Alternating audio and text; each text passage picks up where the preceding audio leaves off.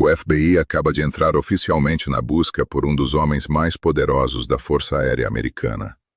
No dia 27 de fevereiro de 2026, o Major General Neil McCasland saiu para uma caminhada matinal em Albuquerque e nunca mais foi visto. Ele não levou o celular. Ele não levou seus óculos de grau. Ele deixou para trás até seu smartwatch, mas levou consigo um revólver calibre 38 carregado. Porque o homem que comandou o laboratório de pesquisas mais secreto do Pentágono, o homem que supostamente guardava os destroços de Roswell, desapareceria justamente agora. Ele estava indo ao encontro de alguém, ou estava fugindo de algo que finalmente o alcançou. O desaparecimento de McCasland não é apenas um caso de pessoa desaparecida. É o sumiço de uma das maiores bibliotecas vivas sobre tecnologia não humana no planeta. Para entender o peso absoluto desse desaparecimento, precisamos mergulhar na mente e no currículo de Neil McCasland. Ele não é um militar comum de gabinete que passou a carreira assinando papéis. McCasland é um engenheiro astronáutico formado pelo MIT, com um doutorado que o coloca no topo da pirâmide científica militar global. Antes de sumir, ele ocupou cargos que a maioria dos generais apenas sonha em alcançar em Hollywood. Ele foi o comandante do Laboratório de Pesquisa da Força Aérea, o AFRL. Estamos falando do coração tecnológico do Pentágono, o lugar onde bilhões de dólares desaparecem todos os anos em projetos de orçamento negro, os chamados Black Budgets. Sob o comando de McCasland, o AFRL desenvolveu tecnologias que o público civil só verá daqui a 50 ou 60 anos. Ele não apenas geria pessoas, ele geria o futuro da humanidade. Ele operava a partir da base de Wright-Patterson, um nome que faz qualquer entusiasta da ufologia e da história militar estremecer. Wright-Patterson não é apenas uma base aérea comum no Ohio. É o epicentro da mitologia ufológica militar moderna. É o local exato para onde os destroços e os ocupantes do incidente de Roswell foram levados em julho de 1947, e onde, segundo documentos vazados e testemunhos de desertores, existe o famoso Hangar 18. McCasland não apenas trabalhava lá. Ele era o guardião supremo dos segredos que circulam naqueles hangares há quase 80 anos. Ele conhece a física do que voa nos nossos céus melhor do que quase qualquer pessoa viva. Ele viu o que nós apenas teorizamos em fóruns da internet. Ele tocou no que o mundo nem sabe que existe. A questão central que assombra os investigadores é: o que acontece quando o homem que detém as chaves do cofre mais secreto da Terra decide sair de cena sem deixar um único rastro? Após sua aposentadoria com as mais altas honrarias e medalhas de serviço distinto, McCasland se estabeleceu em Albuquerque, no Novo México. Mas essa não foi uma escolha baseada apenas no clima árido ou na paisagem desértica. Albuquerque é cercada por uma infraestrutura de inteligência e defesa colossal, um verdadeiro labirinto de segredos. Temos a base aérea de Kirtland, os laboratórios nacionais Sandia e o Laboratório Nacional de Los Alamos, o berço da bomba atômica. É o triângulo dourado da tecnologia de energia dirigida, armas de pulso eletromagnético e propulsão avançada. Ele vivia em uma casa tranquila perto das montanhas Sandia, uma região conhecida por trilhas densas, cavernas inexploradas e, curiosamente, por ser um hotspot histórico de atividades militares não identificadas e avistamentos de luzes que desafiam a inércia. Ele parecia um vizinho comum, um avô aposentado que gostava de caminhar, mas o seu passado era uma bomba-relógio esperando para explodir nos arquivos da inteligência americana. O nome de McCasland saltou para as manchetes mundiais da pior maneira possível para um homem que viveu nas sombras, através de um vazamento massivo de dados que abalou as estruturas do poder em Washington. Nos e-mails de John Podesta, o ex-chefe de gabinete da Casa Branca, publicados pelo Wikileaks, o nome do general aparecia em um contexto perturbador e fascinante. O músico e pesquisador Tom DeLonge, da To The Stars Academy, descrevia McCasland explicitamente como o general de Wright-Patterson, o contacto de alto escalão que estava ajudando a montar o quebra-cabeça da engenharia reversa de materiais de origem não humana. Nos registros, Fica claro que McCasland não era apenas um observador passivo. Ele era o arquiteto de uma narrativa controlada para revelar a verdade ao público. Ou, talvez, para plantar a desinformação perfeita que manteria os rivais geopolíticos perdidos. Ele era a ponte entre os segredos de Estado mais obscuros e o esforço civil para desmistificar os OVNIs. Ele sabia onde os corpos e os destroços estavam enterrados porque, durante anos, ele foi o responsável por manter a tampa desse caixão fechada com 7 chaves. Documentos internos sugerem que McCasland tinha acesso total aos programas de acesso especial não reconhecidos, os WAPES. Esses projetos são tão secretos que nem mesmo o presidente dos Estados Unidos tem, por vezes, o nível de autorização necessário para conhecê-los. A sua saída de cena em fevereiro de 2026 ocorre em um momento de tensão máxima. O Congresso americano acaba de aprovar novas leis de proteção a denunciantes e ordens executivas de desclassificação total de arquivos ufológicos. McCasland era a peça viva que faltava para confirmar os depoimentos de oficiais como David Grush, que alegam que o governo possui naves intactas de origem desconhecida. Se McCasland falasse sob juramento, o mundo nunca mais seria o mesmo. Vamos analisar minuciosamente a cronologia do dia 27 de fevereiro.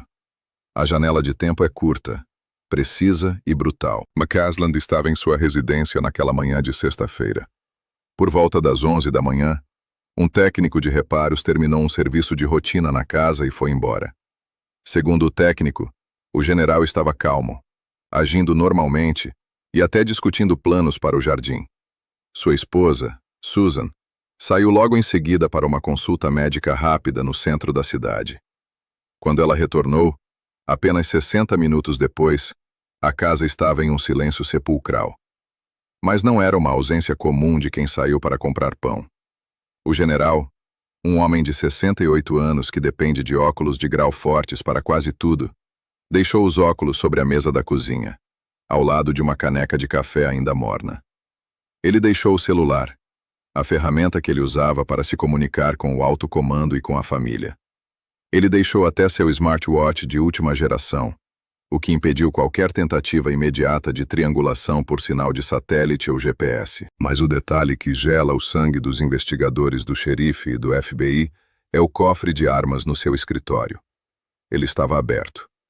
McCasland, de forma deliberada, calçou suas botas de trilha pesadas e levou consigo apenas um revólver calibre 38 carregado. Ele não levou água para o calor do deserto, não levou comida, não levou sua carteira com documentos de identificação ou cartões de crédito. Ele saiu como se estivesse indo resolver um problema imediato, um problema físico e letal, um problema que não permitia o uso de qualquer tecnologia que pudesse ser hackeada ou rastreada remotamente. Essa conduta não condiz com um sequestro clássico, onde a vítima é levada de surpresa. Em um sequestro, a vítima raramente tem tempo de escolher o calçado apropriado e armar-se com precisão.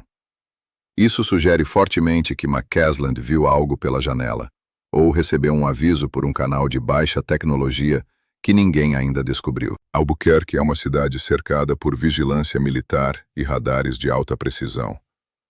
Como um general de alto escalão desaparece em plena luz do dia, em uma área residencial, sem deixar um único rastro em câmeras de segurança de vizinhos ou radares de trânsito. A anomalia aqui é o comportamento estratégico de um oficial de contra-inteligência altamente treinado. Se ele deixou a tecnologia para trás, foi porque ele sabia que a tecnologia seria usada como uma coleira para encontrá-lo.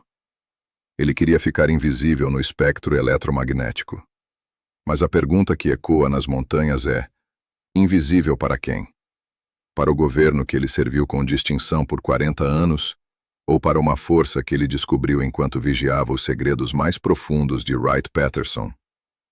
Existem 3 hipóteses sombrias que circulam nos bastidores de Washington e nas comunidades de inteligência. A primeira é a queima de arquivo. Com o cerco do Congresso se fechando e as audiências públicas agendadas, McCasland poderia ser intimado a depor. Ele era uma testemunha ocular do que o Pentágono passou décadas negando sob o selo de Top Secret. Alguém dentro do complexo industrial militar, os chamados Legacy Programs, pode ter decidido que o risco de sua fala era maior do que o risco político de seu desaparecimento. A segunda teoria é a extração de ativo. Em termos de inteligência, quando uma fonte vital está em perigo iminente ou prestes a desertar, ela é extraída da realidade comum. McCasland pode ter sido levado para uma instalação subterrânea ultra-secreta, como o complexo de armazenamento de armas de Manzano, cavado dentro da própria montanha, para proteger o conhecimento técnico insubstituível que ele possui. Se o governo perder o controle da narrativa ufológica, ele é o trunfo humano que eles precisam manter em isolamento absoluto.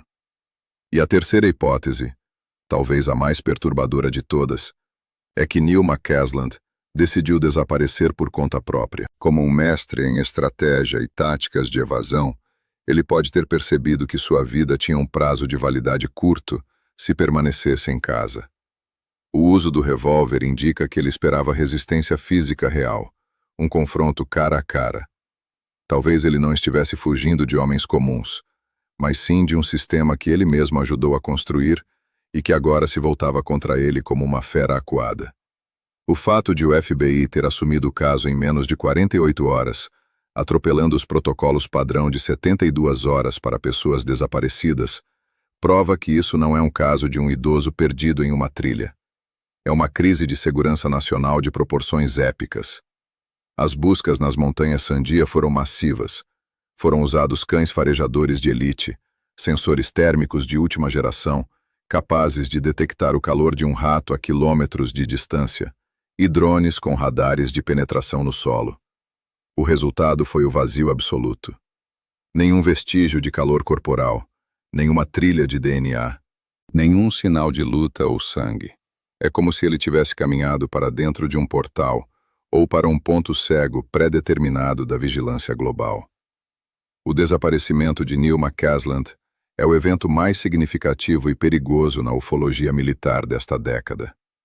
Não estamos mais a falar de luzes trêmulas gravadas por telemóveis. Estamos a falar do sumiço físico de uma das chaves humanas que abrem o segredo mais bem guardado do mundo. Se um major-general, com este nível de currículo e este nível de proteção estatal, pode simplesmente evaporar em uma manhã de sexta-feira sob o sol do Novo México, nenhum de nós está realmente seguro com o que sabe ou com o que pensa que sabe. O que aconteceu naquele intervalo crítico de uma hora em Albuquerque?